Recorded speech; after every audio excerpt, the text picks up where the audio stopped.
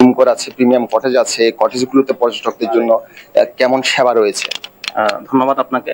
আমাদের total accommodation ব্যবস্থা হচ্ছে 100+। এখানে আমাদের দুই ধরনের আবাসিক ব্যবস্থা আছে। প্রথমত হচ্ছে যে প্রিমিয়াম যে ইন্ডিভিজুয়াল কটেজ বা পড হাউস, এখানে তারপর হচ্ছে আমাদের জুম ঘর।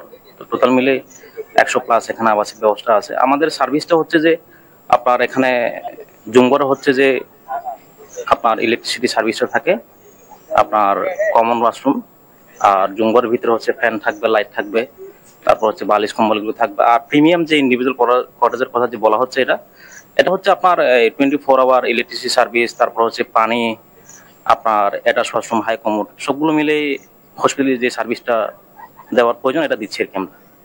ঝুমঘর এবং যে কটেজ রয়েছে বা পড হাউস রয়েছে, এগুলোর ভাড়া কেমন যদি একটু বলতেন? জুম ঘরের ভাড়া হচ্ছে যে আপনার যদি 10 জন হয় সেক্ষেত্রে হবে 2500 ভাড়া। আর কটেজের ক্ষেত্রে হবে যে একটা কটেজে আমাদের 5 জন থাকা যায়, ভাড়া হবে 5500। তিনি বলছিলেন মারানচাহিলে যে ধরনের সেবা রয়েছে সেই সেবাগুলোর বিস্তারিত, এবং সেই সাথে বলতে গেলে বলা যায় যে ঠিক একই রকমের সেবা সবগুলো কটেজে দেয়া হয়।